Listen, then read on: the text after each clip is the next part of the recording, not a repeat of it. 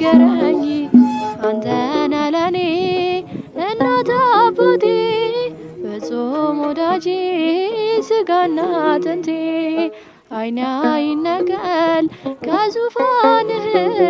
ፊት አያዞርህም ፍቅር አይንህ